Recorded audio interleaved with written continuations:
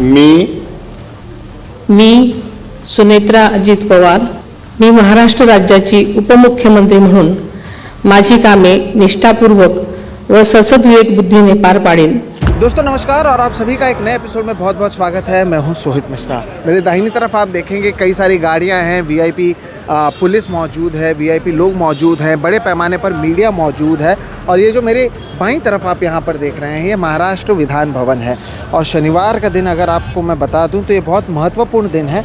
अगर मुंबई और महाराष्ट्र की बात करें तो हमें पता है 4 दिन पहले किस तरह से एक एयरप्लेन की क्रैश में महाराष्ट्र के उप मुख्यमंत्री साथ ही साथ जो एनसीपी के प्रमुख थे अजित पवार, उनकी मौत हो गई। और तब से ही लगातार महाराष्ट्र की राजनीति में हर रोज़ नए नए ट्विस्ट आते हुए नज़र आ रहे हैं। जिस दिन और जिस समय मैं इस वीडियो को रिकॉर्ड कर रहा हूँ तब भी नए नए ट्विस्ट लगातार महाराष्ट्र की राजनीति में देखने मिल रहे हैं। यहाँ पर अंदर अजित पवार की जो पत्नी है सुनेत्रा पवार, उन्हें लेजिस्लेटिव पार्टी का लीडर चुन लिया गया है और ये कयास लगाए जा रहे हैं कि वो महाराष्ट्र की पहली महिला उप मुख्यमंत्री होंगी। अब तक महाराष्ट्र में 10 उप मुख्यमंत्री रह चुके हैं, लेकिन सुनेत्रा पवार पहली महिला उप मुख्यमंत्री जो हैं वो महाराष्ट्र की होने वाली हैं। हालांकि यहाँ पर क्योंकि हम ट्विस्ट की बात कर रहे हैं तो यहाँ पर जो ट्विस्ट है वो एनसीपी प्रमुख जिन्होंने एनसीपी बनाया था शरद पवार, उनकी ओर से आया है। इसके साथ ही साथ आज जिस तरह से दिन भर हलचलें हुई हैं और जिस तरह से शरद पवार की ओर से कुछ चीज़ें मीडिया के सामने रखी हैं उसके वजह से कई सारे सवाल उठने लगे हैं। सवाल ये कि क्या पवार फैमिली में सब कुछ ठीक है, और तो और सवाल ये कि क्या कुछ लोग मौजूद हैं जो नहीं चाहते कि शरद पवार भी एनसीपी का हिस्सा हो या फिर से पूरी एनसीपी शरद पवार के अंदर मौजूद हो। आज इन तमाम चीज़ों पर हम बात करेंगे। नमस्कार दोस्तों, मेरा नाम है सोहित मिश्रा और आप सभी का एक नए एपिसोड में बहुत बहुत स्वागत है। अगर आपने अभी मेरे इस चैनल सोहित मिश्रा ऑफिशियल को सब्सक्राइब नहीं किया है तो ज़रूर कर लें।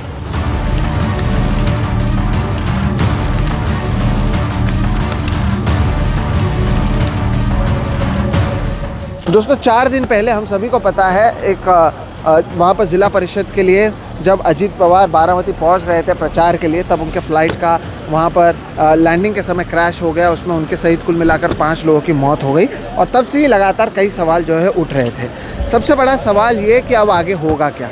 एनसीपी को जुलाई 2023 में अजित पवार ने अलग गुट किया और तब से एनसीपी की कमान उनके पास थी।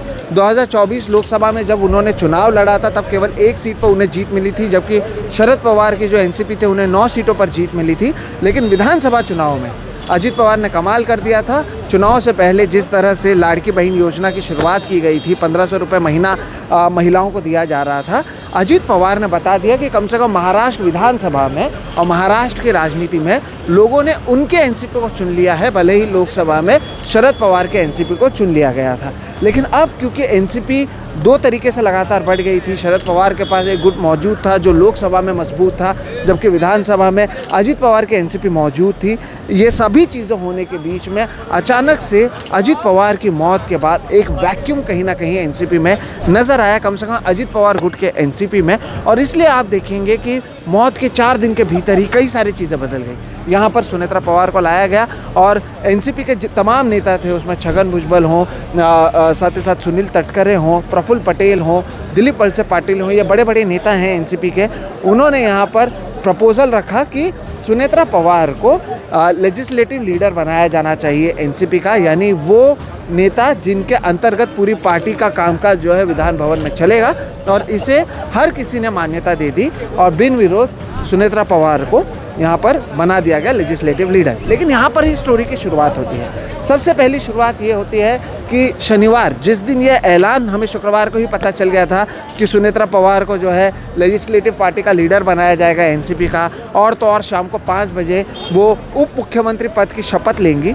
उससे शनिवार सुबह एनसीपी प्रमुख शरद पवार की ओर से एक प्रेस कॉन्फ्रेंस की जाती है। प्रेस कॉन्फ्रेंस बारामती में होती है और उस प्रेस कॉन्फ्रेंस में शरद पवार की ओर से 2-3 बातें कही जाती हैं जो बहुत महत्वपूर्ण हैं। पहली बात उनकी ओर से ये कहा जाता है कि उन्हें नहीं पता कि सुनेत्रा पवार को उप मुख्यमंत्री बनाया जाएगा और लेजिस्लेटिव पार्टी के लीडर बनी। उन्होंने कहा उनसे कोई बातचीत नहीं हुई, उन्होंने पेपर में ये बात को पढ़ा है। ये बात इसलिए अहम है क्योंकि याद रखिए, जैसे कि मैंने कहा, एनसीपी के 2 गुट हो चुके हैं। ऐसे में शरद पवार का कैमरा पर आकर कहना कि उनसे कोई भी कम्युनिकेशन नहीं हुआ है, इससे एक बात तो साफ है कि कुछ लोग जो है जिसमें सुनेत्रा पवार का शरद पवार से जो कम्युनिकेशन है वो होने नहीं दिया, क्योंकि शुक्रवार रात को ही सुनेत्रा पवार मुंबई आ चुकी थी। और जब ये बात सामने आई तब एक बार फिर से जो पवार परिवार एक साथ नज़र आया था। आपको याद होगा कि जब अजीत पवार की मौत की खबर आई तब सुप्रिया सुळे और सुनेत्रा पवार दोनों दिल्ली में मौजूद थे और दिल्ली से वो एक साथ आए थे, पूरा परिवार एक साथ आया था। तब से दोनों पार्टी के मर्जर की बात सामने आ रही थी। लेकिन अगर शनिवार सुबह शरद पवार की ओर से ये कहा जाता है कि उन्हें नहीं पता था कि ऐसा कुछ होने वाला है, उन्होंने अखबारों में पढ़ा है, यानी अगर कोई शरद पवार से कम्युनिकेशन नहीं कर रहा है तो इसके क्या मायने निकाले जा सकते हैं। आइए अब हम समझते हैं कि क्या मायने इसके निकलते हैं और फिर से आप इसके थोड़े इतिहास को समझिएगा, ताकि आपको समझ में आए कि कौन ऐसे लोग हैं जो शायद नहीं चाहते हैं कि एक बार फिर से दोनों एनसीपी एक साथ आ जाए और उसकी डोर शरद पवार के पास मौजूद हो। 2023 में जुलाई के महीने में जब अजीत पवार ने अपना अलग गुट किया था, एनसीपी 2 हो गई थी, शरद पवार को अलग चुनाव चिन्ह दिया था और अजीत पवार के पास असली नाम और चुनाव चिन्ह था, तब अजीत पवार ने एक बार मीडिया से बातचीत करते हुए ये कहा था कि भारतीय जनता पार्टी के साथ जाने का फैसला मेरा अकेले का नहीं था। ये जो फैसला था ये शरद पवार और बाकी जो नेता हैं उनसे बातचीत करने के बाद ही लिया गया था। लेकिन ऐन मौके पर शरद पवार ने कहा कि नहीं, मैं भारतीय जनता पार्टी के साथ नहीं जा सकता, जबकि कई ऐसे नेता थे जो अजीत पवार खेमे में मौजूद थे जो जाना चाहते थे और इसलिए वो अलग हुए। लेकिन जब वो अलग भी हुए तब भी उनकी ओर से कहा गया कि ये जो पार्टी है वो शरद पवार की ओर से बनाई गई है, उन्होंने इस पार्टी को बनाया है, वो हमारे नेतृत्व करते आए हैं। लेकिन क्योंकि अब पार्टी अलग हुई है, हमारे नेता अजीत पवार हैं, लेकिन हमारे लिए शरद पवार के लिए उतना ही आदर और सम्मान है। इसके बाद जब लोकसभा चुनाव आया तब ये दो पार्टी इतने अलग हो गई थी कि सुप्रिया सुळे शरद पवार की बेटी के सामने अजीत पवार ने अपनी पत्नी सुनेत्रा पवार को मैदान में उतारा था। हालांकि सुनेत्रा पवार हार गई थी, बाद में राज्यसभा से उन्हें भेजा गया। लेकिन ठीक उसी समय जब विधानसभा चुनाव आया तब अजीत पवार के सामने शरद पवार ने युगेंद्र पवार को उतारा था, जो अजीत पवार के भतीजे लगते हैं, और वो चुनाव हार गए थे और अजीत पवार चुनाव जीत गए थे। और उन्होंने एक तरीके से बता दिया था कि विधानसभा में वो मजबूत हैं, उनकी पार्टी मजबूत है। इसके बाद अब जब ये कई सारे चुनाव आए, आपको याद होगा जब पुणे सहित कई म्यूनसिपल कॉरपोरेशन के इलेक्शन आए तब भी जो दोनों परिवार कुटुंब हैं वो दोनों साथ में आए थे और कुछ लोगों को ये बात पसंद नहीं है। जैसे कि पुणे में जो शरद पवार पार्टी के जो प्रेसिडेंट थे प्रशांत जगताप, उन्हें ये बात पसंद नहीं है, उन्होंने पार्टी से इस्तीफा दे दिया। उन्होंने कहा अगर साथ में आना ही था तो 2023 में अलग क्यों हुए थे। और भी कई सारी बातें थी कि बीजेपी के साथ क्यों जाना है, सेक्युलरिज्म का मुद्दा था जिसकी वजह से वो अलग हुए थे। और अब ये माना जा रहा था कि जो ज़िला परिषद के चुनाव हैं उसके बाद ये जो दोनों पार्टियां हैं वो एक साथ आ जाएंगी। लेकिन जैसे कि मैंने कहा अजीत पवार की उससे पहले मौत हो गई और कुछ लोग हैं जो शायद नहीं चाहते हैं कि दोनों पार्टियां साथ में आएँ और शरद पवार उसे लीड करें। अब यहाँ पर आपको ये समझना होगा कि इसमें कई लोगों का फ़ायदा है। अगर शरद पवार और सुनेत्रा पवार एक साथ नहीं आती हैं तो सबसे पहला फ़ायदा भारतीय जनता पार्टी का है। भारतीय जनता पार्टी का फ़ायदा ऐसा है कि वो सुनेत्रा पवार या फिर उनके फैक्शन ऑफ एनसीपी से एनसीपी पर कंट्रोल कर पाएंगे। महाराष्ट्र की पॉलिटिक्स में भारतीय जनता पार्टी का जो दबदबा रहेगा वो और भी ज़्यादा ताकतवर हो सकता है। ऐसे में अगर शरद पवार के साथ में एनसीपी आती और दोनों एनसीपी अगर साथ में आती तो इसके कर्ता धर्ता बन जाते खुद शरद पवार, जो कई नेता हैं। नाम के साथ अगर मैं आपको कहूँ जिन्हें शायद मंजूर नहीं होगा, उसमें प्रफुल्ल पटेल का नाम आता है, सुनील तटकरे का नाम आता है, छगन भुजबल का नाम आता है, जो शायद चाहते हैं कि हम भारतीय जनता पार्टी के साथ जाएं। लेकिन शरद पवार की अब तक की राजनीति ये रही है, जो भारतीय जनता पार्टी के साथ वो सत्ता में नहीं रहे हैं, वो हमेशा अपने आप को सेक्युलर मानते रहे हैं। और इसलिए 2023 में जब अजीत पवार अलग भी हुए थे, उनकी ओर से कहा गया था कि शरद पवार से बातचीत की जा रही थी, लेकिन ऐन मौके पर शरद पवार ने कहा कि हम भारतीय जनता पार्टी के साथ नहीं जा सकते हैं। भारतीय जनता पार्टी की बात करें तो वो तो खुश होंगे कि अगर शरद पवार इसका नेतृत्व नहीं करते हैं, क्योंकि जैसे कि मैंने कहा एनसीपी पर कंट्रोल करना आसान हो जाएगा नंबर 1, और उस एनसीपी पर कंट्रोल करना आसान हो जाएगा जो पश्चिमी महाराष्ट्र, वेस्टर्न महाराष्ट्र में ताकतवर है, जहाँ पर कई सारे कोऑपरेटिव बैंक्स, मिल्क कोऑपरेटिव्स, ये सारी चीज़ें मौजूद है। और इसी पर आपको याद होगा 2019 में पहली बार कोऑपरेटिव मिनिस्टर अमित शाह बने हैं।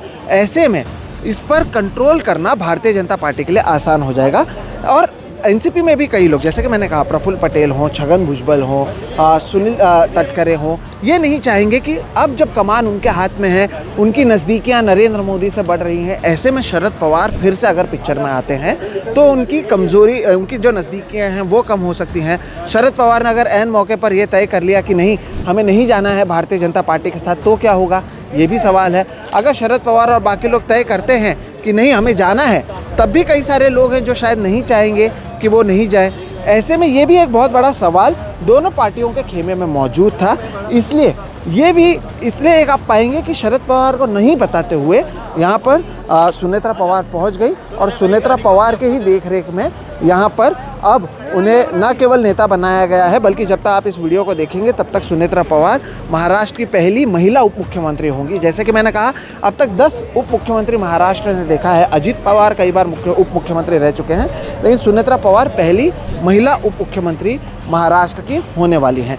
इसके साथ ही साथ दर्शकों, आपको यहाँ पर यह भी समझना होगा कि एनसीपी का खेमा अभी सत्ता में मौजूद है। शरद पवार के साथ आने के बाद कई लोगों को ये डर होगा, जो मंत्री होंगे, जो विधायक सत्ता में मौजूद हैं, जिनके घर पर ईडी, आईटी, सीबीआई नहीं जाती है, कि अगर एक बार फिर से शरद पवार ने कंट्रोल ले लिया और अगर हमें विपक्ष में जाना पड़ा तो कौन सी ऐसी राजनीतिक पार्टी है जो विपक्ष में जाना चाहेगी। और अगर शरद पवार ने तय किया कि उन्हें सत्ता में जाना है, तो सवाल उठेगा कि 2023 में आप क्यों नहीं चले गए, फिर क्यों 2 स्प्लिट हुए, 2 पार्टीज अलग हुए। ऐसे में यहाँ पर आपको ये समझना होगा कि ये केवल चुनाव में शुरुआत है कि वो 2 पार्टीज अलग हुए हैं, अब राजनीति और आगे बढ़ेगी। अब यहाँ पर कई सारी चीज़ें देखी जाएगी कि राज्यसभा से, क्योंकि सुनेत्रा पवार थी, अब अगर वो अजित पवार की जगह पर बारामती में वापस से इलेक्शन लड़ेंगी, बाईपोल लड़ेंगी, तो राज्यसभा में कौन जाएगा? क्या पार्थ पवार जो उनके बेटे हैं वो जाएंगे या कोई और जाएंगे? और तो और आपको, क्योंकि पार्थ पवार का जिक्र हुआ, यहाँ पर आपको समझना होगा कि सुनेत्रा पवार अगर शरद पवार को नहीं बताते हुए मुंबई आई हैं, तो उसके भी वजह को आप समझिए।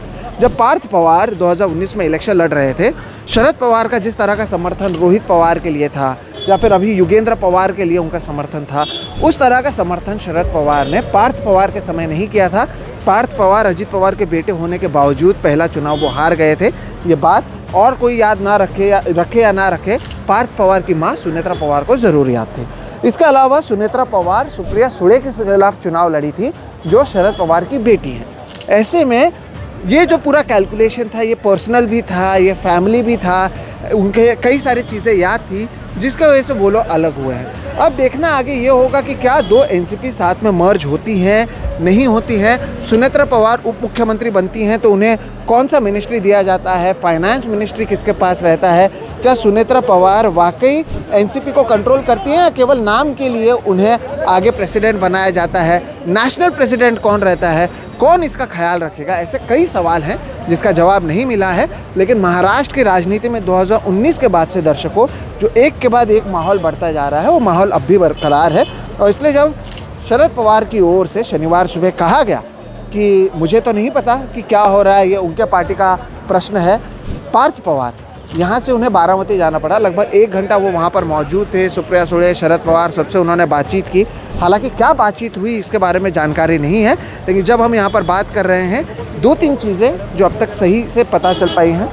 सुनेत्रा पवार एनसीपी की कमान संभालेंगी, महाराष्ट्र की पहली उप मुख्यमंत्री बनेंगी, साथ ही साथ एनसीपी का खेमा फिलहाल उन्हें समर्थन दे रहा है। अब इससे फ़ायदा भविष्य में किसे होगा? एनसीपी के कार्यकर्ता कहाँ पर जाएंगे? जो परिवार 4 दिन पहले एक साथ नज़र आया था, वो एक साथ रहेगा या नहीं रहेगा? शरद पवार का स्टैंड क्या होगा? और तो और भारतीय जनता पार्टी के साथ जाएंगे या नहीं जाएंगे, इसका प्रफुल्ल पटेल, छगन भुजबल, सुनील तटकरे के भविष्य पर क्या असर पड़ेगा? क्योंकि खबरें तो ये भी आई थी कि प्रफुल्ल पटेल और सुनील तटकरे के बीच में कहीं ना कहीं गर्मा गर्मी हो गई थी, कौन लीड करेगा, कौन नहीं लीड करेगा। यहाँ पर भी आज के दिन अजित पवार की तस्वीर रखी गई, सभी लोग वहाँ पर गए थे, मौजूद थे, मीटिंग की तस्वीरें सामने आई। हर तरह पर, एक तरफ आप सोचिए कि राजनीति कितनी कठोर होती है। एक तरफ एक शख्स को मरे 4 दिन नहीं हुआ है, दूसरी तरफ पार्टी का भविष्य, नेताओं का भविष्य। अभी कई नेताओं के पास मौका है पार्टी को अपने हाथ में करने का। इस तरह से राजनीति जो है वो लगातार चलती रहती है। और इसलिए आप देखेंगे कि 4 दिन के भीतर ही महाराष्ट्र की राजनीति में नए नेता आ चुके हैं। पार्टी को नए प्रेसिडेंट के तौर पर लोग मिलेंगे, नए लेजिस्लेटिव लीडर जो है वो एनसीपी को मिल चुका है। और एनसीपी सहित महाराष्ट्र का भविष्य क्या होगा वो आने वाले कई दिनों में हमें पता चलेगा। मुझे लगा कि ये ज़रूरी खबरें थी जिसे आपको देना चाहिए था। एक के बाद एक ट्विस्ट सामने आया है 4 दिन पहले जो परिवार साथ में नज़र आया था वो अब साथ में नहीं है। शरद पवार अलग थलग नज़र आ रहे हैं। एनसीपी का एक खेमा शरद पवार को नहीं चाहता है। भारतीय जनता पार्टी नहीं चाहेगी कि शरद पवार साथ में आए। शरद पवार के नेता क्या चाहेंगे, ट्विस्ट पर ट्विस्ट अब भी बरकरार है। इसलिए मुझे लगा कि जहाँ पर ये पूरा एक्शन हो रहा है वहीं से आपके लिए मैं ये खबरों को लाऊं, और मैं उम्मीद करता हूं कि इसके ज़रिए जो भी जानकारियां मेरे पास मौजूद थी वो मैंने आपको देने की कोशिश की। जो एनालिसिस अब तक सामने आया है वो आपको देने की कोशिश की। मैं उम्मीद करता हूं कि इससे आपको समझ में आया होगा कि महाराष्ट्र की राजनीति में अब भी कई सारे ट्विस्ट और टर्न मौजूद हैं, और आज जो हुआ वो बस इसकी शुरुआत थी। फिलहाल इस वीडियो में इतना ही दर्शकों। आपको इस वीडियो के बारे में क्या लगता है, आपको इस खबर के बारे में क्या लगता है, ये ज़रूर आप कमेंट सेक्शन में बताइएगा। वीडियो पसंद आता है तो इसे लाइक करें, दूसरों के साथ साझा करें। साथ ही साथ अगर अब भी आपने मेरे इस चैनल सोहित मिश्रा ऑफिशियल को सब्सक्राइब नहीं किया है तो वो भी कर लें। हम आगे भी ऐसी खबरें लगातार करते रहेंगे। मेरा नाम है सोहित मिश्रा, आप देख रहे हैं सोहित मिश्रा ऑफिशियल। नमस्कार।